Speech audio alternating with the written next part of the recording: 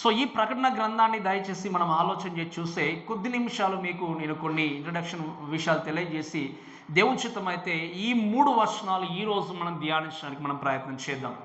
మొదటి వచనంలో యేసు క్రీస్తు తన దాసులకు కనపరచుటకు దేవుడు ఆయనకు అనుగ్రహించిన ప్రత్యక్షత దేవుని యొక్క వాక్యంలో చూస్తుంటున్నాం. ఈ పుస్తకాన్ని యోహాను రాసిన ప్రకటన గ్రంథం అని రాయబడింది. ఏమని చెప్పండి అక్కడ? యోహాను రాసిన ప్రకటన గ్రంథం. కానీ నేనేమంటానంటే మీరు చాలా జాగ్రత్త వినండి. It's not all about John, but it's all about Jesus Christ. యోహాను రాసిన ప్రకటన గ్రంథం అని మెన్షన్ చేయబడిన ఈ పుస్తకం అంతా ఎవరి గురించి రాయబడింది అంటే యేసు క్రీస్తు గురించి రాయబడింది. యేసు క్రీస్తు గురించి ఎన్నో విషయాలు ఈ యొక్క పుస్తకంలో ఎప్పుడు కూడా మీరు విననటువంటి సంగతులను, ఎప్పుడు కూడా నిజంగా ఎక్కడ కూడా నేర్చుకోలేనటువంటి సంగతులను ఎంటైర్లీ ఈ పుస్తకం అనేది మనకు నేర్పిస్తుంది. మీరు ఇంకొక మాట ఏంటి అంటే ఈ పుస్తకంలో ఎక్కడ కూడా పాత నిబంధన నుండి ఒక్క కొటేషన్ కూడా కోట్ చేయబడలేదు. అంటే దేవుని యొక్క వాక్యంలో ఒక ప్రత్యక్షతను దేవుడు యోహాను పుస్తకాన్ని పెట్టి మనందరం కూడా నేర్చుకుంటూ ముందుకు వెళ్ళాలన్నటువంటి విషయాన్ని దేవుడు పొందుపరిచి నేర్పిస్తూ వచ్చాడు. ఈ యోహాను ఈ యొక్క ప్రకటన గ్రంథాన్ని మనం ఆలోచన చేసినప్పుడు మీరు దయచేసి గమనించండి. దేవుని యొక్క వాక్యంలో చూస్తే మొట్టమొదటి పుస్తకం ఏంటి చెప్పండి? ఆదికాండం. చివరి పుస్తకము ప్రకటన గ్రంథం. మొట్టమొదటి పుస్తకంలో ఆదికాండంలో చూస్తే ఏంటి అంటే మనం అక్కడ ఆలోచన చేస్తాం. ఏంటి? దేవుడు భూమిని ఆకాశాన్ని ఏం చేశాడు చెప్పండి? సృష్టించాడు, ప్రారంభించాడు. కానీ ఇక్కడ ప్రకటన గ్రంథానికి వచ్చి చూసే విషయం ఏంటి అంటే ఈ యొక్క సృష్టి లేకపోతే భూమి ఆకాశం అనేది ఏమవుతుంది? దేవుడు మళ్ళీ వాటిని తీసేసి క్రొత్త భూమిని క్రొత్త ఆకాశాన్ని సృష్టించడానికి సిద్ధంగా ఉన్నాడు. అంతేకాకుండా ఇంకా ఈ యొక్క ఆదికాండంలో ఆలోచన చేస్తే ఏంటి అంటే పాపము శాపము ఏమయ్యాయని చెప్పండి? రెండు కూడా ప్రారంభమయ్యాయి. ఇక్కడ ఆదికాండంలో ఏదెను తోటలో. కానీ ప్రకటన గ్రంథంలో పాపానికి శాపానికి ముగింపు అనేది ఉన్నది. మీకు అర్థమవుతుంది కదా? అక్కడ ప్రారంభమైంది, ఇక్కడ ఏం జరుగుతుంది? ముగింపు అనేది ఉంది. అంతేకాకుండా సాతాను ఏం చేశాడు? తన క్రియలను ప్రారంభించాడు. ఎక్కడ? ఆదికాండంలో తన క్రియలను ప్రారంభించి మోసపుచ్చడం ప్రారంభించాడు. ఎక్కడి నుండి? ఆదాము అవ్వతో ప్రారంభించాడు. ప్రకటన గ్రంథంలో వాని యొక్క డెస్టినేషన్ అంటే వాని యొక్క చివరికి ఉండాల్సినటువంటి స్థలంలోనికి దేవుడు పంపించబోతున్నాడు. అదేంటి అంటే నిత్య నరకం. అలానే మనము ఈ యొక్క ఆదికాండంలో చూస్తే మరణం అనేది ఏం జరిగింది చెప్పండి? ప్రారంభమైంది. బట్ ఇక్కడ ప్రకటన గ్రంథంలో చూస్తే మరణం అనేది ఏమైపోయింది? ఇంకా ఆగిపోయింది, స్టాప్ అయిపోయింది. ఇక్కడ ఎప్పుడైతే దేవుడు తెలియజేస్తే అన్నీ కూడా ప్రారంభం, మరణానికి ముగింపు. అంతేకాకుండా ప్రకటన ఆదికాండంలో చూస్తే సారు లేకపోతే ఇంకా బాధ లేకపోతే వేదన అనేది ఏమైంది చెప్పండి? అక్కడ ప్రారంభమైంది. కానీ ఇక్కడ ప్రకటన గ్రంథంలో చూస్తే ఏంటి అంటే వేదన అనేది పూర్తిగా ఇంకా దేవుడు తీసివేశాడు. ఈ విధంగా ఎన్నో విషయాలు, కొన్ని విషయాలు మీకు అర్థం కావాలని చెప్పాను నేను. ఎన్నో విషయాలు ఏంటంటే ప్రారంభము, ముగింపు, ప్రారంభం, ముగింపు. కానీ ఈ ముగింపుతో కూడినటువంటి ఈ మాటల గురించి మనం చక్కగా నేర్చుకుంటూ ముందుకు వెళ్ళినప్పుడు క్రీస్తు కొరకు మనం ఏం చేయగలమంటే చక్కగా బ్రతకగలం.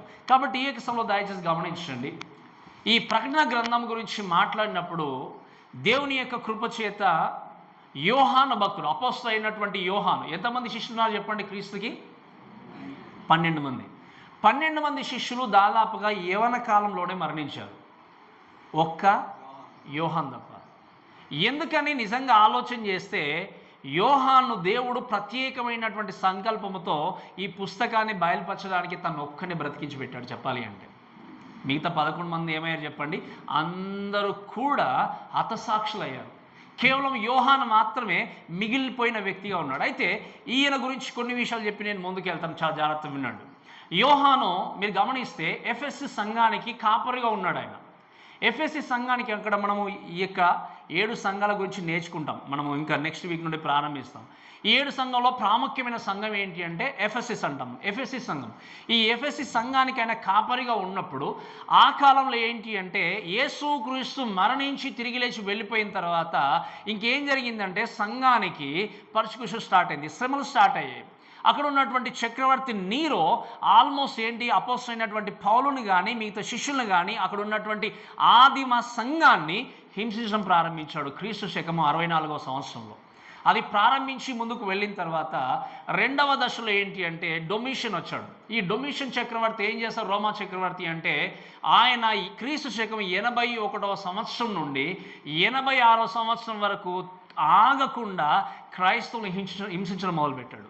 హింసించడం మొదలుపెట్టినప్పుడు ఆ హింసలో ఈ యొక్క యోహాను యొక్క సంఘం కూడా ఏం జరిగింది చెప్పండి? హింసను ఎదుర్కొంది. ఆ హింసను ఎదుర్కొన్నప్పుడు యోహాన్ను తీసుకెళ్ళి ఏం చేశారు అంటే ఈ పద్మాసు దీపంలో వేయడానికంటే ముందు ఆయన తీసుకెళ్ళి ఏం చేశారు చెప్పండి?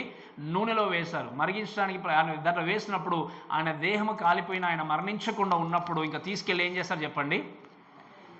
పద్మసు ద్వీపంలోనికి వెళ్ళి అక్కడ చనిపోయేంత వరకు ఉంచారు. అక్కడ మనం అనుకోవచ్చు, మీరు ఎప్పుడైనా ఆలోచన చేశారా?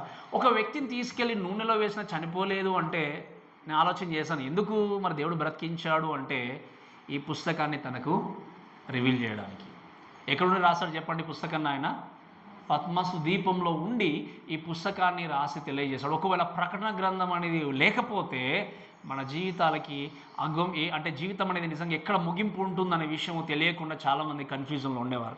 కాబట్టి దేవుడు ఆయన బ్రతికించి ఏం చేశాడు అంటే హింసల గుండా వెళ్ళినా కూడా ఆయన బ్రతికించి ఆ యొక్క ద్వీపం నుండి ఏం చేశాడు అంటే ఈ పుస్తకాన్ని రాయడానికి దేవుడు తనకు అవకాశం ఇచ్చాడు. కాబట్టి ఈ యొక్క పుస్తకంలో ప్రాముఖ్యంగా మనం ఆలోచన చేస్తే సంపూర్ణతకి పరిపూర్ణతను కలిగి ఉన్నటువంటి పుస్తకంగా చూస్తాం. ఎన్ని రోజులు దేవుడు క్రియేట్ చేశాడు చెప్పండి సృష్టిని? 6 days.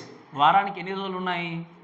ఎప్పుడైనా మీకు డౌట్ వచ్చిందా ఎందుకు 7 ఉండాలి అని అనుకున్నారా? ఎప్పుడైనా అనుకున్నారా? నాకు చిన్నప్పుడు మ్యాథమెటిక్స్ చదువుతుంటే బేసి సంఖ్య అంటే అస్సలు ఇష్టం ఉండేది కాదు. ఎందుకేమో 1, 3, 4, 5 వచ్చిందంటే ఇది నాకు నచ్చేది కాదు. ఎప్పుడు చూసినా లైక్ ఇది 2, 4 ఇలాంటివి నాకు కొంచెం బాగా అంటే I don't know exactly, but childhood అలా ఉండేది అన్నట్టు. కొన్నిసార్లు అనుకున్నప్పుడు ఎప్పుడైనా 2 అనుకునేవాడిని, 4 అంటే క్రికెట్ బాగా ఇంట్రెస్ట్ కాబట్టి మనకు ఈ 2, 4, 6 ఇవే మనకు ఎక్కువ ఉండేటి ఇంట్రెస్ట్. ఇలా అనుకుంటూ ఆలోచన చేస్తే 7 అనే విషయం చూసినప్పుడు ఏంటి అంటే 7 అనేది సంపూర్ణతకి పరిపూర్ణతకి గుర్తు. అందుకే దేవుడు ఏం చేశాడు? 7 days అంటే వీక్ అంతా కూడా 7 daysగా దేవుడికి నిర్ణయించి 7వ దినాన్ని ఏం చేశాడు? తండ్రి దేవుడు ఏం చేశాడు చెప్పండి? విశ్రాంతి తీసుకున్నట్టుగా చూస్తాం. అలానే మీరు చూస్తే దేవుని యొక్క వాక్యం చూస్తే 7వ వారంలో 70 వారంలో అని కూడా చూస్తాం. మళ్ళీ అదే ఈ యోహాను కూడా ఏం చేశాడు? 7 మనం వాక్యంలో చూస్తే 7 ఐఎమ్స్ అంటాం. నేను జీవాహారము నేనే, నేను మార్గమును సత్యమును. ఈ విధంగా 7 అనేటువంటి మాటలను మనము ఈ యొక్క లెంట్ సీజన్లో విన్నాము. 7 విషయాలు దేవుని గురించి ఆయన మాట్లాడాడు. యేసుక్రీస్తు కూడా చనిపోయే ముందు ఎన్ని మాటలు మాట్లాడాడు చెప్పండి? 7. ఇక్కడ ఈ 7 గురించి మాట్లాడిన తర్వాత ప్రకటన గ్రంథానికి వచ్చేసరికి ఏంటి అంటే 7 అనేటువంటి మాట సంపూర్ణతకి పరిపూర్ణతకి ముగింపు గనక, లేదా అది పరిపూర్ణతకి సూచిస్తుంది కాబట్టి ఈ పుస్తకం ఏంటి అంటే ఇంకా ముగింపబడబోయేటువంటి పుస్తకం కాబట్టి ఈ పుస్తకంలో 7 సంఘాల గురించి మనం నేర్చుకుంటాం. ఏవో చెప్పండి? ఎన్ని సంఘాలు? 7 సంఘాలు. అంతేకాకుండా 7 ముద్రల గురించి నేర్చుకుంటాం. అంతేకాకుండా 7 బూరల గురించి నేర్చుకుంటాం. అంతేకాకుండా 7 పాత్రల గురించి నేర్చుకుంటాం. వీటన్నిటికంటే ప్రాముఖ్యంగా అఫ్కోర్స్ ప్రకటన గ్రంథం అనేసరికి మనకు 7 బూరలు, 7 ముద్రలు, 7 యొక్క పాత్రలని జ్ఞాపకం వస్తుంది. కానీ వీటన్నిటికంటే ప్రాముఖ్యంగా ఏంటి అంటే క్రీస్తు గురించి నేర్చుకుంటాం. ఇప్పుడు ఇదివరకు మీరు ఎప్పుడు కూడా మిగతా పుస్తకాల్లో వినటువంటి యేసుక్రీస్తు యొక్క మహిమ కార్యాలు, ఆయన ఎలా మహిమపరిచారు, ఎలా ఆయన జీవించాడు, ఆ జీవన విధానాన్ని పూర్తిగా డిఫరెంట్గా మనము ఈ ప్రకటన గ్రంథంలో వినడానికి మనం సిద్ధంగా ఉన్నాం. కాబట్టి ఈ యొక్క సమయంలో దయచేసి ఈ వాక్య భాగాన్ని మనం వినడానికి వెళ్తూ ఉన్నప్పుడు ఈ దినాన్ని నేను మీతో మాట్లాడుకునే విషయం ఏంటి అంటే the revolution of Jesus Christ. ఈ పుస్తకం ఏంటి చెప్పండి? యేసుక్రీస్తు యొక్క ప్రత్యక్షత. యేసుక్రీస్తు యొక్క ప్రత్యక్షత. ఇవన్నీ ఉన్నా కూడా మనకు మిగతా విషయాలన్నీ గుర్తుకొచ్చినా ఇవన్నిటి కూడా ఎందుకు వివరింపబడుతున్నాయి, ఎందుకు తెలియజేయబడ్డాయి, ఎందుకు దేవుడు ప్రత్యక్షతగా యోహాను ద్వారా తెలియజేశాడు అంటే మీరు వినండి, ఆ యేసుక్రీస్తును గూర్చినటువంటి గొప్ప విషయాల్ని మనకి తెలియజేయడానికి. ఒక చక్కగా మీరు గమనించండి, ఈ పుస్తకాన్ని దేవుడు రాయడానికి ప్రాముఖ్యంగా 7 చర్చెస్కి రాశాడు. ఈ 7 చర్చెస్కి యోహాన్ రాసినప్పుడు నెక్స్ట్ డే వెంటనే జరగబోతున్నాయి అన్నట్టుగా రాశాడు. కానీ అవి ఎప్పుడు ఏ విధంగా జరుగుతాయంటే మీరు గమనించండి, మనకు సమయం తెలియదు. వీటిని నేర్చుకుంటూ వీటిలో ఉన్న విషయాలు గ్రహించి మన జీవితంలో అప్లై చేసుకుని దేవుని కొరకు సిద్ధపాటు కలిగి బ్రతకడానికి దేవుడు ఏం చేశాడంటే ఈ మాటలన్నీ ఇక్కడ పెట్టాడు. ఒక ప్రాముఖ్యమైన విషయం చెప్తాను వినండి. ఎప్పుడైనా యేసుక్రీస్తు సంఘాన్ని గద్దించడం చూసారా? ప్రకటన గ్రంథంలో కాకుండా మిగతా ఎక్కడైనా చూసారా? భయపెట్టడం చూసారా? ఎప్పుడైనా ఎప్పుడైనా విన్నారా? ఇక్కడ గమనించండి, యేసుక్రీస్తు యొక్క 7 సంఘాలని ఆయన భయపెడుతున్నాడు. ఆయన ఏం చేస్తున్నాడు? గద్దిస్తున్నాడు, థ్రెటన్ చేస్తున్నాడు. ఏంటి అంటే మీరు ఈ was calling them to repent. ఆయన ఏం చేస్తున్నాడు? సంఘాలుగా మీరు పశ్చాత్తాపపడండి అని తెలియజేస్తున్నాడు. మనం ఎప్పుడైనా వింటాము, ఒక వ్యక్తిని చూసి మీరు పశ్చాత్తాపడండి అంటాం కదా మామూలుగా. మీరు వాక్యాన్ని బట్టి ఏం చేయండి? మీరు పశ్చాత్తాపడండి, మీ పాపాన్ని ఒప్పుకోండి అని తెలియజేస్తుంది. కానీ ఇక్కడ దేవుడు చేస్తుంది ఏంటి అంటే సంఘాలుగా మీరు ఏం చేయమన్నాడు? ఆయన పశ్చాత్తాపడండి చెప్పాడు. మొత్తము సంఘానికి కలిపి చెప్తున్న మాట ఏంటి అంటే మీరు ఏం చేయండి? పశ్చాత్తాపడండి. అందుకే ఇక్కడ దేవుని యొక్క వాక్యంలో ఆయన ఏం చేశాడు అంటే సంఘాలని హెచ్చరిస్తున్నాడు. 7 సంఘాల్లో మనం స్పెషల్ ఏంటి అంటే స్మరణ తర్వాత ఫిలదెల్ఫియా ఈ యొక్క 2 సంఘాల గురించి మాట్లాడినప్పుడు ఆయన మారు మనసు అనే మాట వాడలేదు, కానీ మిగతా 5 సంఘాలకు వాడిన దాంట్లో 7 సంఘాలు కూడా అవి ఏం జరుగుతున్నాయంటే శ్రమల గుండా వెళ్తున్నాయి. శ్రమల గుండా వెళ్ళినప్పుడు కూడా దేవుడు ఏం చేశాడు అంటే ఆయన సంఘాన్ని భయపెట్టుకుంటూ, లేకపోతే జడ్జ్మెంట్ వస్తుందని తెలియజేసి ఏం చేస్తాడంటే ప్రత్యేకంగా ఈ మాటలన్నీ తెలియజేస్తూ వచ్చాడు. అందుకే specially the book of revelation means for believers. విశ్వాసులుగా మన జీవితంలో ఈ పుస్తకాన్ని చాలా జాగ్రత్తగా నేర్చుకుంటూ వెళ్ళాలి. యేసుక్రీస్తు మొదటి రాకలో లోకానికి వచ్చినప్పుడు ఎలా వచ్చాడు చెప్పండి? ఎలా వచ్చాడు? మౌని అయినటువంటి గొర్రెపిల్లగా లోకానికి వచ్చి ఎవరు ద్వేషించినా, ఎవరు హింసించినా మాట్లాడకుండా ఏం చేశాడు చెప్పండి? ఆయన లోకానికి వచ్చి. కానీ ప్రకటన గ్రంథంలో everything is different. Is ready to judge you. ఒకవేళ దేవునికి లోబడకపోతే, దేవుని వాక్యాన్ని వినకపోతే, దేవుని వాక్యానికి అసలు నడవకపోతే ఆయన ఏం చేస్తున్నాడు ఇక్కడ అంటే ఈ యొక్క సంఘాల గురించి మాట్లాడుతూ మీరు మారు మనసు పొందని అంటున్నాడు. ఏమని చెప్పండి? ఒక వ్యక్తి గురించి మాట్లాడలేదు, 2 వ్యక్తుల కోసం మాట్లాడలేదు, సంఘం అంతటి కూడా తెలియజేస్తూ అక్కడ ఉన్నటువంటి ఎన్నో సంఘాలు ఉన్నాయి. దాంట్లో ప్రాముఖ్యంగా ఈ యొక్క 7 చర్చెస్ గురించి మాట్లాడుతూ మీరు మారు మనస్సు పొందండి అన్నాడు. ఈరోజు వాక్యం వింటున్న ప్రేమైన దేవుని బిడ్డలారా, సంఘాలు ఏం చేయాలి చెప్పండి? మారు మనసు పొందాలి. హిస్టరీలో కొన్ని విషయాలు జరిగాయి 17th సెంచరీలో. చాలా జాగ్రత్త వినండి. 17th సెంచరీలో ఇంగ్లాండ్ దేశంలో ద చర్చ్ ఆఫ్ ఇంగ్లాండ్ అంటాం. చర్చ్ ఆఫ్ ఇంగ్లాండ్ అనేటువంటి ఇప్పుడు మనకి ఎలా సిఎస్ఐ కొంత మీద ప్రొమినెంట్గా ఉందో ఆ కాలంలో 17th సెంచరీలో చర్చ్ ఆఫ్ ఇంగ్లాండ్ అనేది ఏంటి అంటే చాలా గవర్నమెంట్ అధికారాన్ని కలిగినటువంటి చర్చెస్.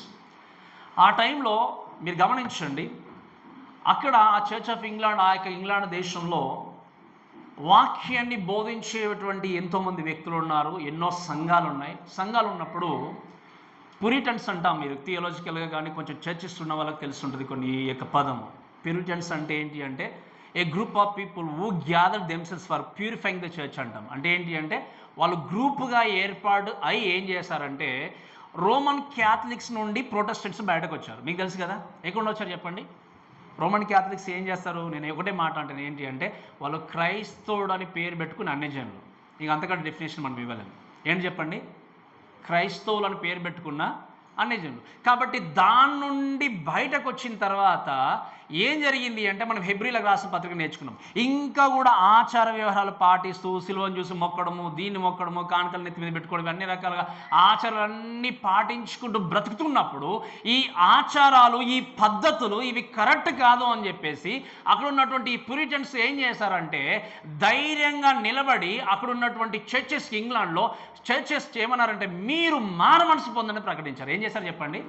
ఏమన్నారు చెప్పండి? మీరు మారు మనసు పొందని ప్రకటించినప్పుడు అక్కడ ఉన్నటువంటి సంఘంలో ఉన్నటువంటి సంఘ నాయకులకి ఇక మామూలు కోపం రాలేదు. ఇంకా మీకు అర్థమైంది కదా, ఈ పాస్టర్స్ వచ్చి మాకు చెప్తారా, వీళ్ళు మాకు తెలియదా అని చెప్పేసి సంఘ నాయకులు ఏం చేశారంటే చాలా కోపముతో వాళ్ళ యొక్క చర్చెస్ని బలవంతంగా లాక్కున్నారు.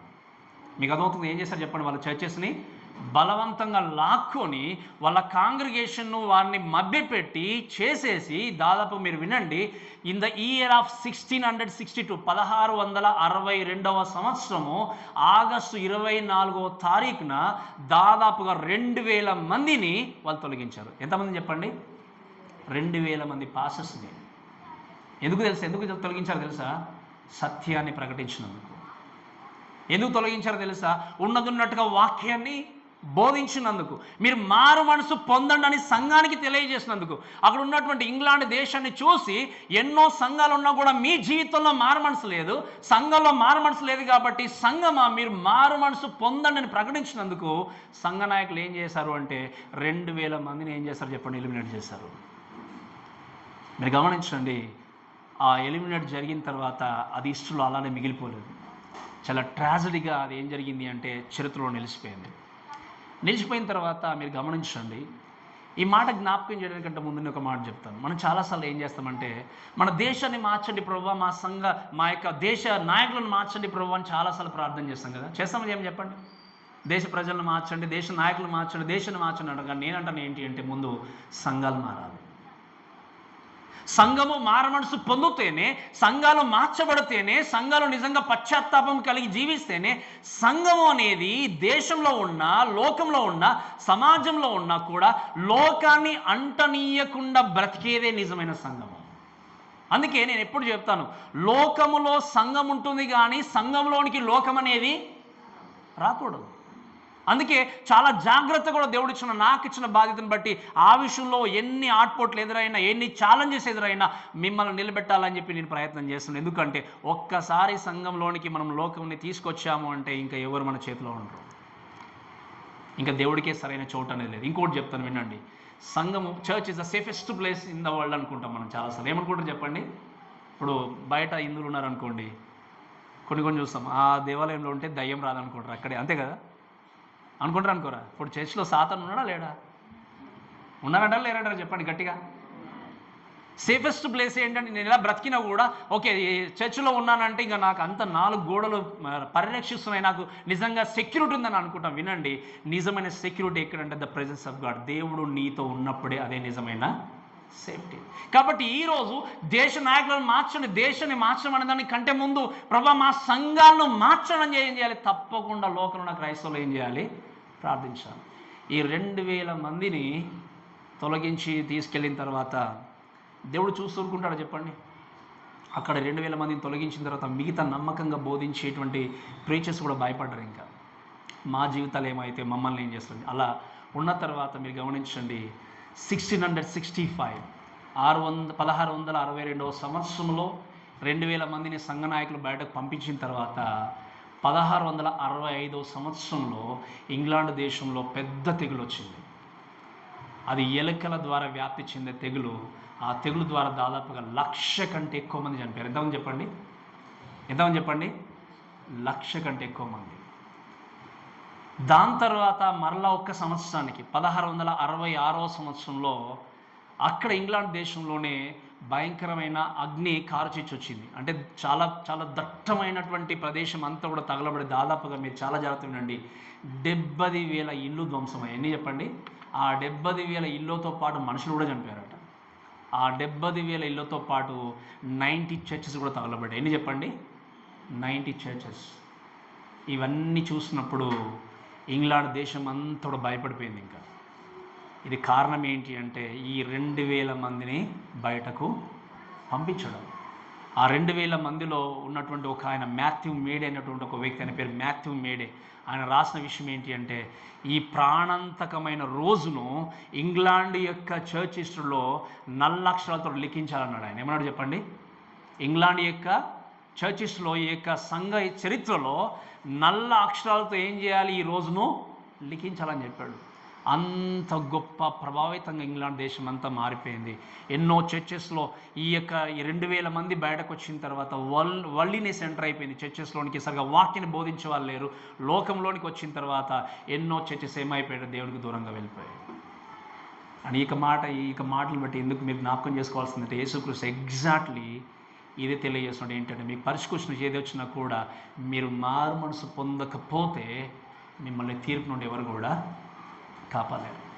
ఈవెన్ ప్రజెంట్ డేస్ ఈ రోజు కూడా ఎన్నో చర్చెస్లో కూడా సరైన వాక్యాన్ని బోధించే వ్యక్తులకి చోట్లేదు.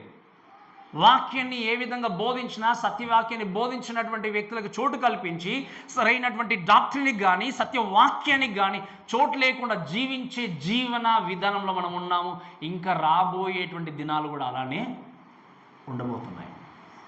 సత్యమైన వాక్యాన్ని బోధించే వ్యక్తుల దగ్గరికి రానివ్వరు. లోకం రాబోతుంది అలా. ఇవి నేను చెప్తున్న మాటలు కాదు, మన దేవుని యొక్క వాక్యం ద్వారా చూసే విషయాలే. సత్యానికి చోట్లేనటువంటి సమయం రాబోతుంది. అసత్యాన్ని హగ్ చేసుకునే దినాల్లోనికి వెళ్ళిపోతుంది. అందుకే మనం చూస్తాం అంత్య దినాల్లో అనేకుల ప్రేమ చల్లారిపోతుంది అంటే, చల్లారిపోకుండా చూసుకోవాలి అంటే నీ వ్యక్తిగత జీవితాన్ని నువ్వు కలిగి ఉండి చక్క ముందుకు వెళ్ళాలి.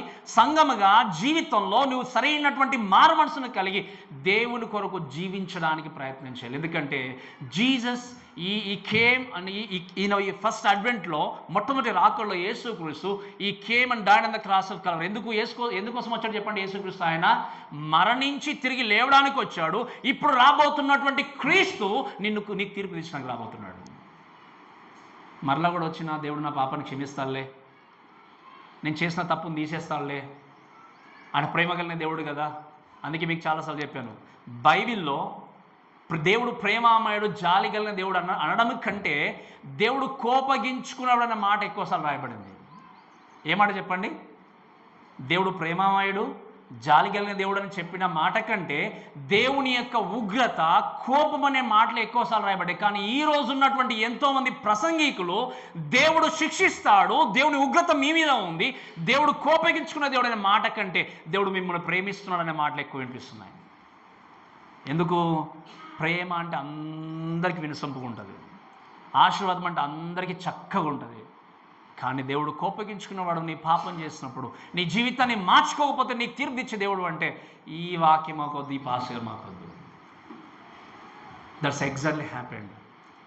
ఇక్కడ నేను చెప్తున్న మాటలు కాదు, దేవుడే ఈ 7 సంఘాలకి, అందుకే మనం నెక్స్ట్ వీక్లో నేర్చుకుంటాం అన్నీ కూడా, ఒక్కొక్క సంఘాన్ని ఎంత నిజంగా దేవుడైనా ఈయన మాట్లాడింది అనే విధంగా నేను అనుకున్నాను ఫస్ట్ చదివినప్పుడు. అంత కోపముతో ఈ యొక్క విషయాలు ప్రస్తావిస్తూ రాశాడు. ఈరోజు ఈ మాటలు విన్న ప్రేమైన దేవుళ్ళారా, మనము కలిగి ఉన్నటువంటి ఈ జీవన విధానంలో సరైన వాక్యానికి చోటు ఇచ్చి దేవుడు ఇచ్చినటువంటి ప్రత్యక్షతను కలిగి ఉండి చేయాల్సింది ఏంటి అంటే నమ్మకంగా దేవుని కొరకు జీవించాలి. ఎందుకు అంటే దేవుడు చాలా దగ్గర, రాకడ చాలా దగ్గరలో ఉంది. అందుకే మనము దేవుని యొక్క వాక్యంలో కొన్ని విషయాలు చూసి చాలా త్వరగా మనం ముందుకెళ్దాం. మీరు విన్నట్టు దేవుని యొక్క వాక్యం చూస్తే యేసుక్రీస్తు తన దాసులకు కనపరచుటకు దేవుడు ఆయనకు అనుగ్రహించిన ప్రత్యక్షత ఇది. ఈ సంగతులు ఏమన్నా చెప్పండి వాక్యంలో, త్వరలో సంభవింపనై ఉన్నవి. ఆయన తన దూత ద్వారా వర్తమానం పంపి తన దాసుని యోహానుకు వాటిని ఏం చేశాడు? సో ఫస్ట్ థింగ్ ఏంటి అంటే మీరు దయచేసి గమనించండి, దిస్ బుక్ ఇస్ రివీల్స్. ఏం చేస్తుంది చెప్పండి? మొట్టమొదటి పుస్తకం ఏం చేస్తుంది? మనకి ప్రత్యక్షపరుస్తుంది. ఎవరి గురించి చెప్పండి ప్రత్యక్షత? ఎవరి గురించి? యేసుక్రీస్తు గురించి. ఈయన గురించి ఇదివరకు తెలియనటువంటి విషయాలు, ఆయన ఏ విధంగా ఉండేవాడు, ఏ విధంగా జీవించేవాడు, ఇవన్నీ కూడా ఈ యొక్క పుస్తకంలో దేవుడు ప్రత్యక్షపరచబోతున్న విషయం మనం చూస్తాం. కాబట్టి మీరు దయచేసి వాక్యాలు గమనిస్తే ఒకసారి దానియేలు గ్రంథం చదవండి, 12వ అధ్యాయం 9వ వచనం. దానియేలు 12వ అధ్యాయం 9వ వచనం.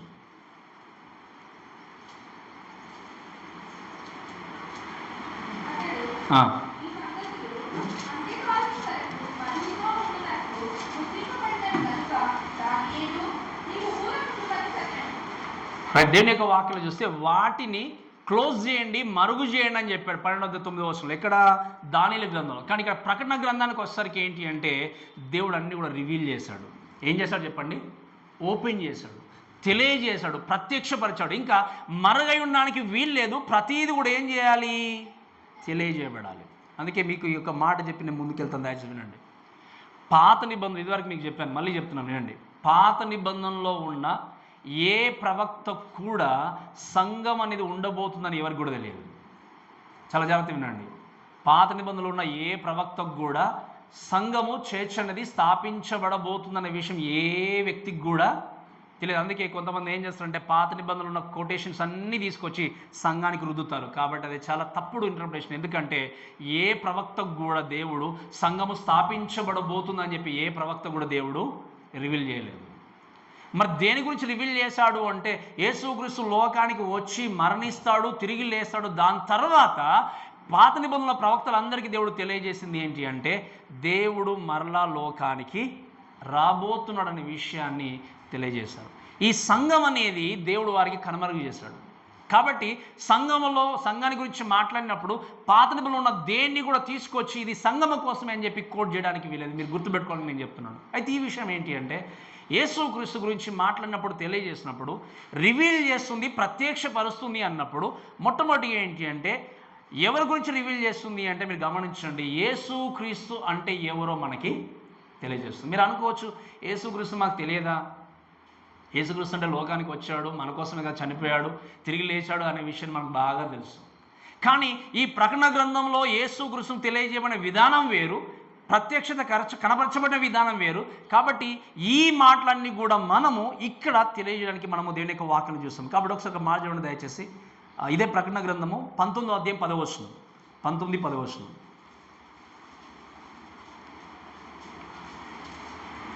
చదవండి దయచేసి.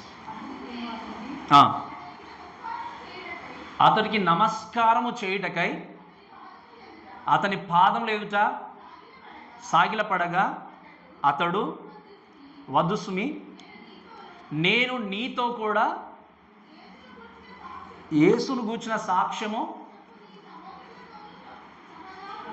సహదాసులను దేవునికే నమస్కారము. వినడమ్మ చాలా జాగ్రత్త. ఇక్కడ the central figure, the central person of prophecy, ఈ ప్రవచనానికి ఉన్నటువంటి సెంట్రల్ పర్సన్ ఎవరు చెప్పండి? యేసుక్రీస్తే. అంటే ఇంకా క్లియర్గా చెప్పాలి అంటే మీరు చాలా జాగ్రత్తగా ఉండండి.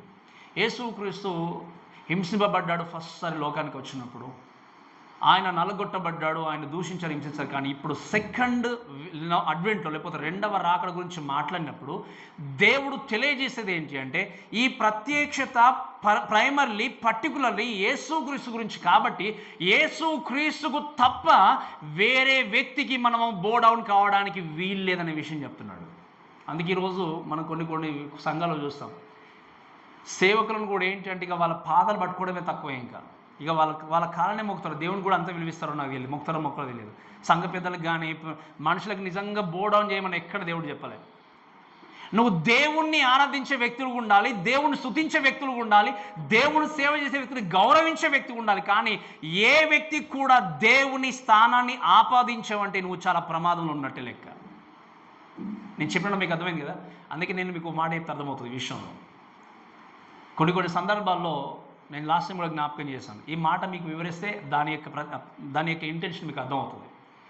మీతో ఒకవేళ ఒక వ్యక్తి విరోధంగా ఏదైనా ఒక క్రియ జరిగించాడు అనుకోండి, ఆ వ్యక్తితో సమాధాన పడడానికి ప్రయత్నం చేస్తూ వెళ్తున్నప్పుడు అయ్యో ఈ వ్యక్తి నా వల్ల బాధపడ్డాడే, లేకపోతే నా గురించి ఏమనుకున్నాడో అని చెప్పి రాత్రంతా నిద్రపోకుండా ఆలోచన చేసేవాళ్ళు ఉంటారు. చెప్పండి, ఉన్నారా ఎవరైనా? అలా గట్టిగా చెప్పాలి, ఉన్నారా లేరా? ఒకవేళ వ్యక్తి అనుకోకుండా మీరన్నా లేదా వారు మిమ్మల్ని అన్నా ఎందుకు ఇలా జరిగిందని ఆలోచన చేసుకుంటూ ఉన్నవారు ఉన్నారా? Very good. ఎప్పుడైనా దేవునికి విరుద్ధంగా పాపం చేసినప్పుడు ఎంతవరకు రాత్రి నిద్రపోకుండా ఆలోచన చేశారు? Is there anyone? మనిషితో ఒకవేళ విరోధం వస్తే నా గురించి ఏమనుకుంటాడో అన్న విధంగా ఆలోచన చేసి రాత్రంతా ఆలోచన చేసిన మీరు మరి దేవునితో విరోధంగా మీరు పాపం జరిగించినప్పుడు నా దేవుడు నా గురించి ఎంత బాధపడుతున్నాడు, నా గురించి ఎలా ఆలోచన చేస్తున్నాడు, నా కొరకు సర్వస్వాన్ని ఇచ్చిన క్రీస్తును నేను బాధ పెట్టాను అని చెప్పి నువ్వెందుకు బాధపడట్లేదు, నువ్వెందుకు సరి చేసుకోవట్లేదు అంటే దేవుడి కంటే ఎక్కువ నీకు మనిషి అయిపోయాడు. అందుకని ఏమన్నంటే దేవుడి స్థానాన్ని మనిషికి ఆపాదించకూడదు. ఇప్పుడు మీకు అర్థం ఎందుకు చెప్పాను? నిజంగా ఒక వ్యక్తి బాధ పెట్టినప్పుడు ఇంత మీరు బాధపడి వెళ్తున్నప్పుడు ఎందుకు దేవునితో సరి చేసుకోవట్లేదు? దానికి కారణం ఏంటి అంటే మీ దృష్టిలో దేవుడు అంతే, ఆయన అంతేలేని వదిలేస్తే అయిపోతుంది అంతే. బట్ రిమెంబర్, నేను చెప్పాను చాలాసార్లు, నేను చేసిన ప్రతి క్రియకు, మీరు చేసిన ప్రతి క్రియకి మనకు జీతాన్ని ఇచ్చేది ఎవరు చెప్పండి? గట్టిగా చెప్పాలి. వింటున్నారు కదా? ఎవరు ఇస్తారు చెప్పండి? నాకు ఇచ్చే జీతము, నేను చేసిన ప్రతి క్రియకు జీతాన్ని ఇచ్చేది నా దేవుడు, మీరు చేసిన ప్రతి క్రియకు జీతాన్ని ఇచ్చేది మీ దేవుడు. మరి ఎవరికి నమ్మకంగా జీవించాలి? ఎవరిని సంతోషపెట్టే విధంగా బ్రతకాలి? మరి మీ జీవితంలో దేవుని బాధ పెట్టినా కూడా ప్రశాంతంగా నిద్రపోతున్నారు అంటే మిమ్మల్ని మీరు వచ్చి మారమనసు నిజంగా పశ్చాత్తాపము కలిగిన వ్యక్తిగా దేవుని సన్నిధికి వచ్చి ప్రార్థన చేయలేకపోతున్నారు అంటే check yourself. Who is primary person in your life? నీ జీవితంలో సెంట్రల్ పార్ట్ ఆఫ్ ద పర్సన్గా మీరు గమనించండి. నీ భర్త ఉండకూడదు, నీ భార్య ఉండకూడదు, నీ పిల్లలు ఉండకూడదు. The first place should go to your lord Jesus Christ. నీ క్రీస్తుకు తప్ప ఎవరికి కూడా ప్రథమ స్థానాన్ని ఇవ్వడానికి వీల్లేదు. మీకు అర్థం ఎందుకు ఇవ్వడానికి వీళ్ళని చెప్పండి. నేను చాలాసార్లు చెప్పాను. ఎందుకు అంటే మనల్ని శాశ్వతంగా ప్రేమించే దేవుడు ఆయన, మన కొరకు ప్రాణం పెట్టిన దేవుడు ఆయన. ఈ బంధాలన్నీ కూడా ఒకరోజు ఏమవుతాయి చెప్పండి, ఇక్కడ ఆగిపోతాయి.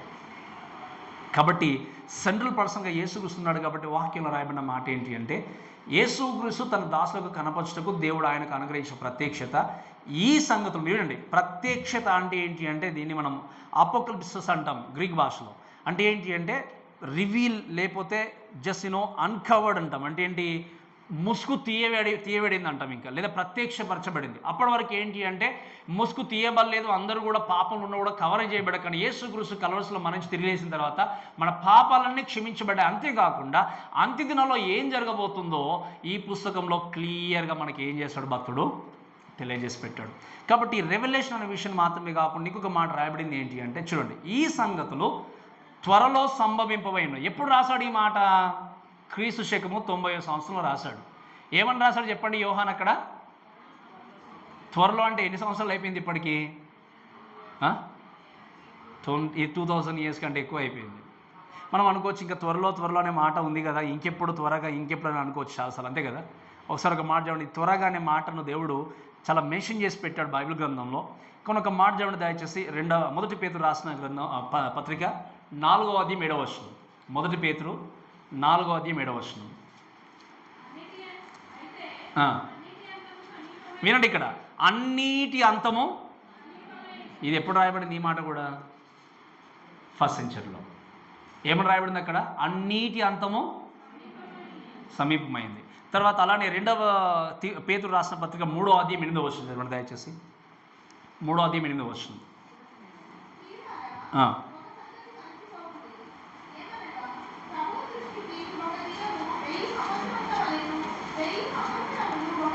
వినండి, వాక్యంలో ఈ మాట మనకు బాగా తెలుసు.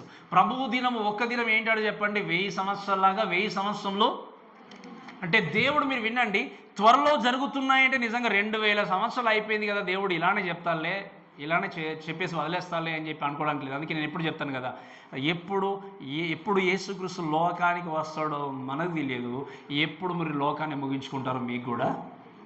ఇవన్నీ కూడా అన్ఎక్స్పెక్టెడ్గా జరిగాయి కనుక దేవుడు చెప్పిన మాట ఏంటంటే భక్తుల ద్వారా, ఈ సంగతులు అంటే ఏంటి, త్వరలో అంటే ఇంగ్లీష్లో రాయబడిన మాట ఏంటి అంటే సూన్ టు బీ హ్యాపెండ్. ఏమని రాయబడి చెప్పండి? Which are soon to be happened అంటే ఏంటి, త్వరలోనే తప్పకుండా ఏం జరుగుతాయి, సంభవింపబోతున్నాయి అని రాయబడిన మాట. ఈ మాటను బట్టి మనం ఆలోచన చేస్తే ఇంకా కొన్ని ట్రాన్స్లేషన్ రాయబడిన మాట ఏంటి అంటే క్విక్లీ అన్నాడు. క్విక్లీ అంటే ఏంటి అర్థము? ఏం చెప్పండి, మళ్ళీ అదే కదా. త్వరగా, క్విక్లీ అంటే ఏంటంటే ఏ మాత్రం ఆలస్యం చేయకుండా నువ్వేం చేయాలి, ఈ పని చేయాలి. అంటే ఏంటి, దేవుడు ఆలస్యము చేయకుండా. వాక్యం రాయబడిన మాట ఏంటి అంటే అందరూ రక్షింపబడవాలని ఆలస్యం చేయొచ్చిన మాట రాయబడింది వాక్యంలో. కానీ మీరు విన్నాడు, క్విక్ అనే మాట ఆలోచన చేసినప్పుడు ఎప్పుడు ఏ విధంగా యేసుక్రీస్తు లోకానికి ఈయన ఇప్పుడైనా, రేపైనా, ఎల్లుండైనా, నెక్స్ట్ మూమెంట్లో అయినా రాబోతున్న విషయాన్ని ఎప్పుడు కూడా మనము మర్చిపోకూడదు. ఈ మాటలు విన్న ప్రేమ దేవుని దయచేసి వినండి. ఐఎమ్ కమింగ్ సూన్ అని చెప్పాడు దేవుడు. ఏమన్నాడు చెప్పండి? నేను త్వరగా లోకానికి రాబోతున్నాను. త్వరగా రాబోతున్నాను దేవుడు తెలియజేసినప్పుడు, దేవుడు ఎందుకు నిజంగా ఆలోచన చేసినప్పుడు నేను ఇదివరకు మీకు చెప్పాను కొన్ని విషయాలు. ఇప్పుడే ఈ క్షణమందే నిజంగా దేవుడు ఒకవేళ మధ్యాకాశంకి వచ్చినట్టయితే ఎంతమంది హ్యాపీగా ఉంటారో చెప్పండి.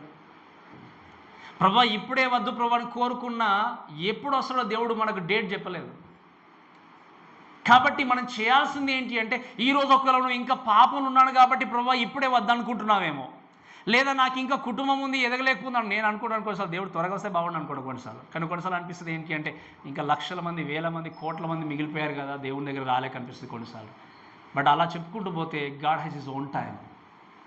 దేవుడు తన యొక్క సమయంలో అన్నీ జరిగించే దేవుడు. కానీ వ్యక్తిగతంగా నీ జీవితాన్ని ఆలోచన చేసుకున్నప్పుడు ఇప్పుడే ఈ క్షణమందు పరలోకం వెళ్ళడానికి నీకు నిజంగా సంకోచిస్తున్నావు అంటే అర్థం ఏంటి అంటే నువ్వు వేరే వాళ్ళ గురించి ఆలోచించని కాదు, నీ జీవితం బాగలేదని. అంతేనా కదా? నేను చెప్పింది కరెక్టా కదా చెప్పండి, గట్టిగా చెప్పండి. నేను చెప్పింది తప్ప ఒప్ప చెప్పండి, కరెక్ట్గా చెప్పండి, రైటా కదా? వేరే వాళ్ళకంటే నా జీవితం బాగలేదు, ఇంకా నేను సరి చేసుకునే విషయాలు సరిగా లేవు అనుకొని నువ్వు ఆలోచన చేస్తున్నావు అంటే నేను చెప్పే విషయం ఏంటి అంటే దేవుడు ఎప్పుడు ఏ విధంగా వస్తున్న వాక్యం గురించి చూసినప్పుడు నేను వస్తానన్నాడు కానీ ఇప్పుడే వస్తాను చెప్పలేదు, రేపే వస్తాను చెప్పలేదు దేవుడు. మరి రేపే వచ్చినా ఇప్పుడే వచ్చినా నేను ఇంకా దేవ ఆలస్యం చేయను అని చెప్తే దేవుడు మన మాట వినేవాడు కాదు. మొదటి రాకడలో మన మాట విన్నాడు, ఉమ్ము వేసినా తుడుచుకున్నాడు, హింసించినా తట్టుకున్నాడు, బాధ పెట్టినా సహించాడు. కానీ రెండవ రాకడలో is going to come as the lion. ఏం చేశాడు ఆయన? గర్జించు సింహం వల్ల లోకానికి ఏం చేస్తుంది? కొదమ సింహంలాగా లోకానికి ఏం చేస్తుంది చెప్పండి? ఆయన మన యొక్క జీవితాల్లోనికి, లోకంలోనికి ఆయన రాబోతున్నాడు. ఈ విధంగా కొదమ సింహంలాగా లోకానికి వచ్చినప్పుడు ఆ యొక్క దేవుని చేతి నుండి తప్పించడానికి ఎవరు కూడా నీ జీవితంలో ఉండరు. ఈరోజు నీ ఆస్తే ఎక్కువ అనుకొని పరిగెత్తున్నావేమో. There are many people who don't want to give time for God. They wanted to give many things. ఏందానికి పరిగెత్తి అలసిపోయి దేవునికి సమయం ఇవ్వకుండా ఇది అని పరిగెత్తికి వాళ్ళు ఉన్నారు. అందుకే నేను కొన్ని సందర్భాలు చెప్తాను. ఒక మాట వినండి. ఒక మాట చెప్తుంటారు పెద్దవాళ్ళు మనకి, ఏ వయసులో చేయాల్సింది ఆ వయసులో అంటారు. మీరు ఎప్పుడైనా విన్నారా? ఈ దేని గురించి మాట్లాడతారు చెప్పండి? ఈ మాట ఎక్కువ అంతే కదా. ఎందుకు పెళ్ళి ఒకటి నా జీవితంలో? ఎందుకు పెళ్లి గురించి అంటే పెళ్లి ప్రాముఖ్యమైనది తెలుసు, అంతే కదా. పెళ్ళి అయింది అంటే తల్లిదండ్రులు ఏమనుకుంటారు? వాడికి జీవితం ఏర్పడుతుంది, కుటుంబం ఏర్పడుతుంది, వాడు జీవితాన్ని నిర్మించుకుంటాడు, వాని బ్రతుకు వాడు సెట్ అయిపోతాడు. కాబట్టి ఏ వయసులో దేనికి తొందరపడకపోయినా పెళ్ళికి మాత్రం ఏం చేస్తారు తల్లిదండ్రులు? ఎందుకంటే మా బాధ్యత కూడా అయిపోతుంది. వాడు లేకపోతే తను అమ్మాయినా అబ్బాయినా జీవితంలో ఏం చేస్తారు? తమ కుటుంబాన్ని తాము నిర్మించుకుంటారని అనుకుంటారు. మీరు వినండి, ఏ వయసులో జరగాల్సింది ఆ వయసులో అనుకున్నప్పుడు కేవలం పెళ్ళి మాత్రమే కాదు, పెళ్ళైన తర్వాత కుటుంబము కూడా ఏం చేయాలి? ఏ వయసులో ఉండాల్సిన సిచ్యువేషన్లో ఆ వయసులో ఉండాలి. ముసలు అయిపోయిన తర్వాత యవనస్తులుగా నేను భార్యతో కలిసి ఉండరు, నువ్వు కలిసి ఉండేవు ఉంటారు చెప్పండి? ఈ లోకంలో సంపాదించి పరిగెత్తి చివరికి నోట్లకు ముద్ద పెట్టక ముందే పరలోకం వెళ్ళిపోయావు అనుకోండి, ఏముపయోగం? అందుకే వాక్యం, నీ సర్వలోకాన్ని సంపాదించుకొని ప్రాణం పోగొట్టుకుంటే ఎక్కడ వెళ్ళినా, ఏ పని చేసినా, ఎక్కడే చేసినా కూడా నువ్వు ప్రైమరీ టాస్క్ ఏంటి అంటే నువ్వు కుటుంబం గురించి ఆలోచన చేసి నీ జీవితంలో జరగాల్సిన అన్నీ కూడా జరిగించుకుంటూ అవన్నీ ఏర్పాటు చేసినటువంటి దేవుని మహిమ కొరకు జీవించకపోతే ఏది సంపాదించుకున్న అన్నీ కూడా వ్యర్థమే. మీకు అర్థమైంది కదా? ఏది సంపాదించుకున్న అన్నీ కూడా వ్యర్థమే. అందుకే మనకు చాలా తెలుసు. అందుకే ధనవంతులు కూర్చున్నటువంటి ధనము ఏమంటారు కదా, ఎవరికి అదొక సామెత ఉంటుంది, నాకు నేను మర్చిపోయాను. కానీ వేరే వాళ్ళు అన్నట్టుగా ఈ లోకంలో, అందుకే నేను చాలాసార్లు చెప్పాను, మీరు సంపాదించుకోకూడదు లేకపోతే ధనం కూర్చుకోకూడదు, ధనాన్ని సంపాదించుకోకూడదని చెప్పట్లేదు. కానీ give first priority to your God. ఒకవేళ సండే ఉన్నా, వేరే ప్రార్థనలో ఉన్నా కూడా అందుకే చెప్పాను, దీన్ని వదిలేసి పరిగెత్తున్నాం అంటే ఖచ్చితంగా ఏదో ఒక రోజు నువ్వు బాధపడతావు, ఖచ్చితంగా రియలైజేషన్లోకి వచ్చిన తర్వాత ప్రభా నేను ఎంతగా మీకు సమయాన్ని ఇస్తున్నాను అనే విషయం నువ్వు ఆలోచన చేయలేనప్పుడు నీ జీవితంలో ఒకరోజు బాధపడి కూర్చుని ప్రభా ఇన్ని సంవత్సరాలు నా వెనకాల అయిపోయినట్టు వాటిని తిరిగి మళ్ళీ వెనకకి తెచ్చుకోలేవు. కాబట్టి ఇక్కడ దేవుడు చెప్తున్న మాట ఏంటి అంటే వినండి, is going to come very soon. ఇప్పుడే రావచ్చు, రేపే రావచ్చు.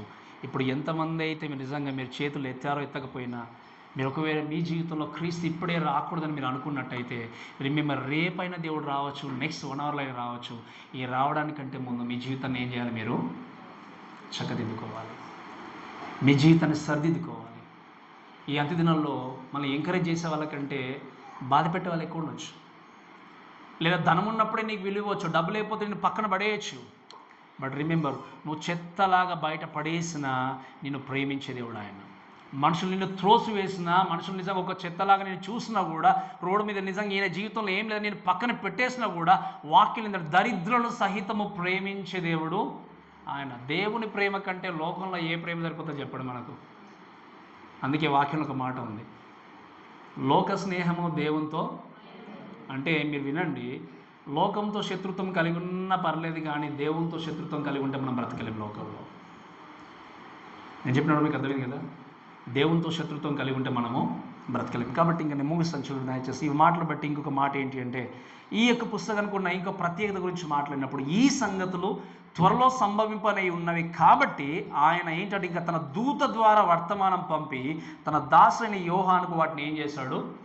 This the only book, entire book sent by his Angel.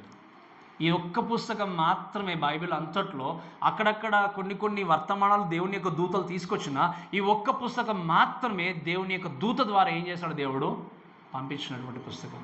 అందుకే స్పెషల్గా ఈ పుస్తకాన్ని దేవుడు ఇక్కడ లిఖించి పెట్టి మనం నేర్చుకునే సత్యం ఏంటంటే వినండి, యేసు క్రీస్తు ఏమై ఉన్నాడో ఈ పుస్తకం మనకు తెలియజేయబడుతుంది. అంతేకాకుండా ఇంకొక మాట ఏంటి అంటే, మనము ఏమై ఉన్నామో ఈ పుస్తకం ద్వారా కూడా నేర్చుకుందాం. ఏమై ఉన్నామనే విషయం ఆలోచన చేసినప్పుడు మీరు చూడండి, we are conquerors through the Christ Jesus. అంటే ఏంటి? ఈ లోకంలో మనము ఓడిపోయిన వ్యక్తులం కాదు. ఏంటి చెప్పండి?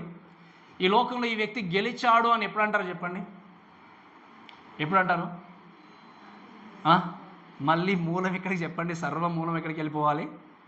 ఎక్కడికి చెప్పండి? ఎక్కడుంది చెప్పండి? దాని మూలం ఏంటంటే మళ్ళీ ధనమే.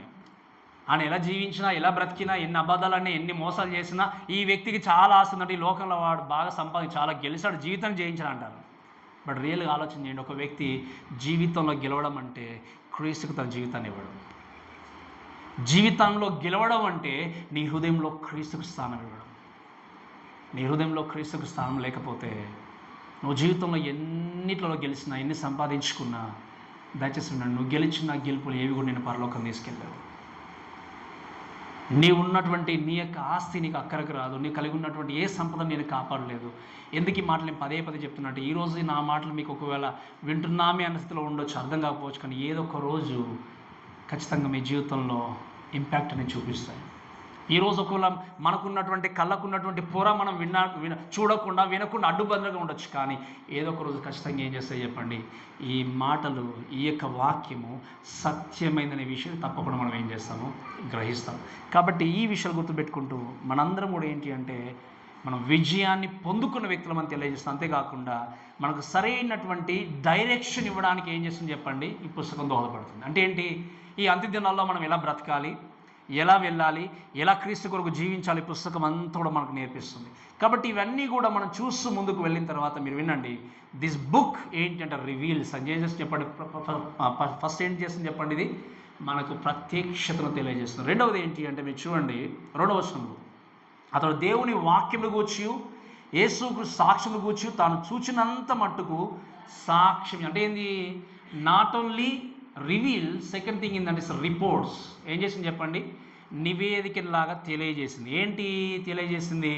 ఇక్కడ వాక్యంలో చూస్తే దేవుని వాక్యాన్ని గూర్చి, యేసు గురించి సాక్ష్యాన్ని గూర్చి తాను చూచినంత మట్టుకు ఎవరు సాక్ష్యం ఇచ్చారు చెప్పండి?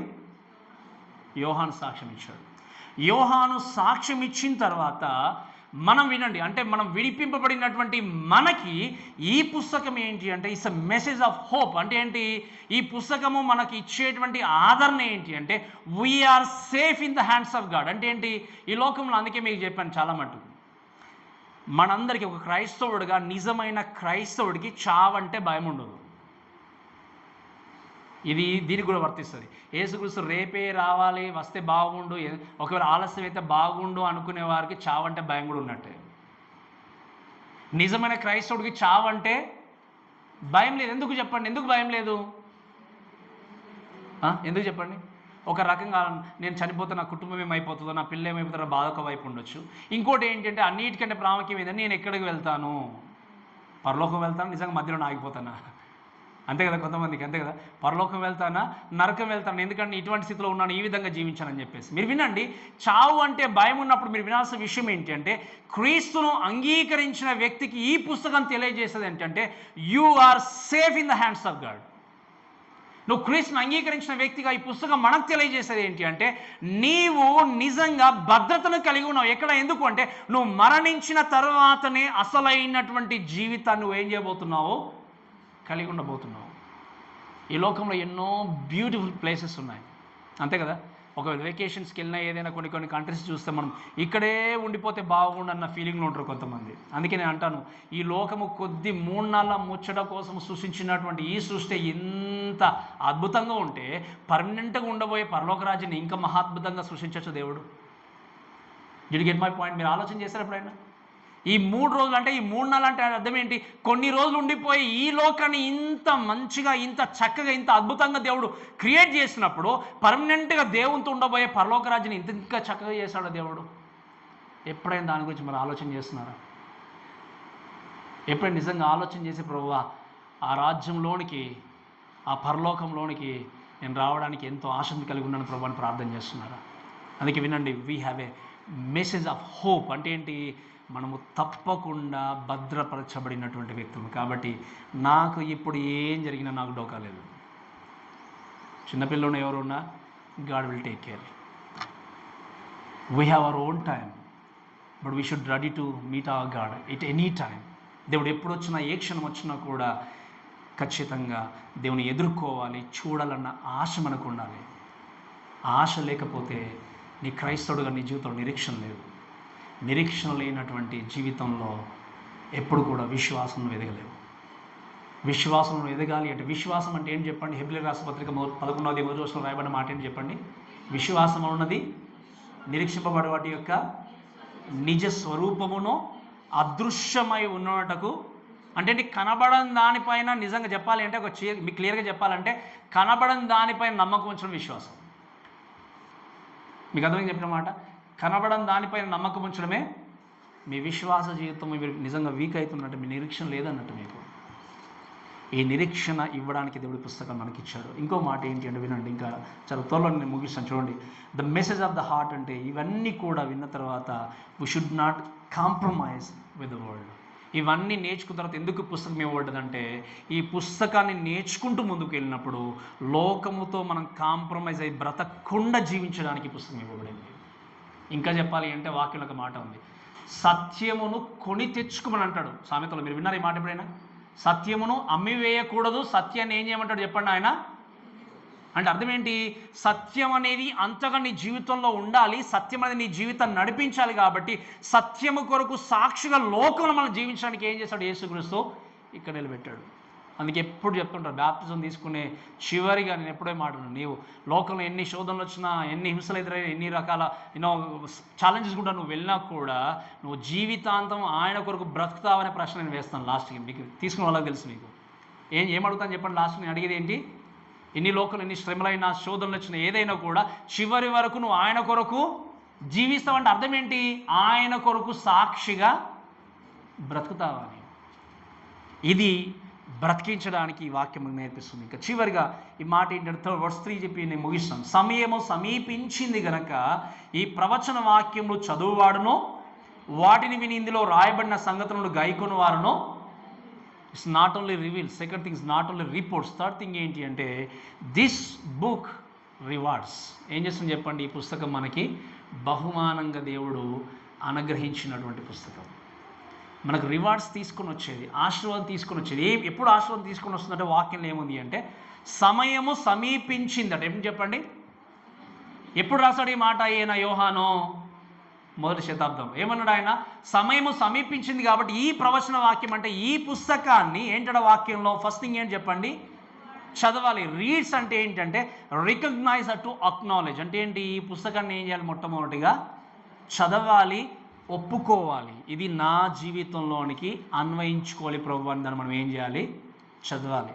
సెకండ్ థింగ్ ఏంటి అంటే వాటిని ఏం చేయాలి? వినాలి. ఏం చేయాలి చెప్పండి?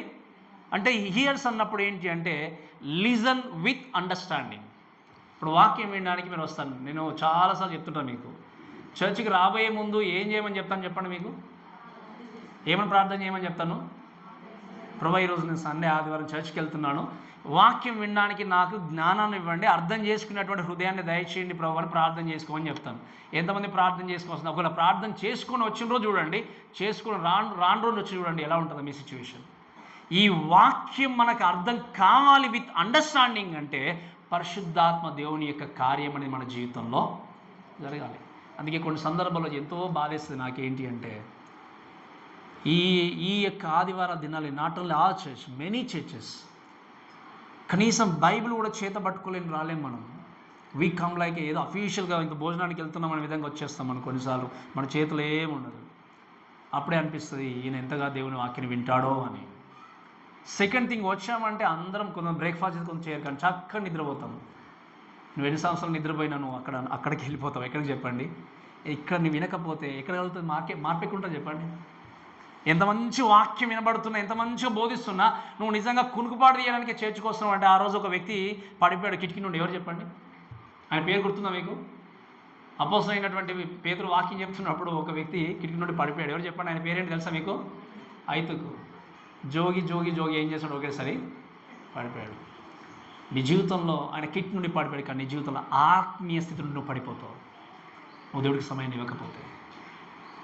కాబట్టి మనం గురువారం చక్కటి వాక్యాన్ని విన్నాం. మనం లోకంలో ప్రతి దానికి ప్రణాళికలు వేసుకుంటాం మనం కదా, వేసుకోమని చెప్పండి. ఎప్పుడు ఏ విధంగా ఇల్లు కట్టుకోవాలి, ఎక్కడ ఏ ఉద్యోగం చేసుకోవాలి, ఎప్పుడు పెళ్లి చేసుకోవాలి, ఏం చేయాలి, ప్రతిదానికి ఒక విధంగా ప్లాన్ చేసుకుంటూ వెళ్ళిపోతాం. ఎప్పుడైనా మీ జీవితంలో ఆత్మీయంగా ఎలా ఎదగాలని ప్లాన్లు వేసుకున్నారు? ఎప్పుడైనా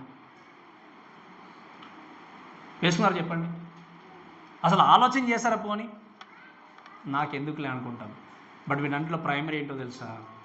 ఆత్మీయ జీవితం. కాబట్టి ఇంకొక మాట ఉన్నాడు, ఏమని చెప్పండి ఆయన? నాట్ ఓన్లీ వినడం మాత్రమే కాదు, ఇందులో రాయబడిన సంగతులను ఏం చేయాలి? గైకోవాలి. Keeps to God to preserve. ఏం చేయాలి వీటిని చెప్పండి? మన హృదయంలో భద్రపరచుకోవాలి. అందుకే ఆ భద్రపరచుకునేటువంటి వ్యక్తులు, చదివే వ్యక్తి, వినే వ్యక్తి, అంతేకాకుండా వాటిని గైకొనే వ్యక్తి ధన్యుడు. ఈ పుస్తకము ద్వారా మనకి ఇవ్వబోయే రివార్డ్ ఏంటి అంటే దేవుడు అన్నాడు, you are the blessed people. ఎవరు బ్లెస్డ్గా ఉంటాడు అంటే దీన్ని చదివేవారు, వినేవారు, విన్న వాక్యాన్ని గైకునే వ్యక్తులు. కాబట్టి ఈ మాటలు వింటున్న మనందరం కూడా అర్థం చేసుకోవాల్సింది ఏంటి అంటే, చదవడం అంటే విధేయత చూపించడం, వినడం అంటే అబ్జర్వ్ చేయడం, అంతేకాకుండా మనము దాన్ని భద్రపరచుకోవడం, మనం ప్రిజర్వ్ చేసుకోవడం అని చెప్తాం. కాబట్టి ఇవన్నీ కూడా ఆలోచన చేసి, to neglect this reading are this text is to miss the blessings of God. ఈ మాట విన్నారు నేను చెప్పిన మాట?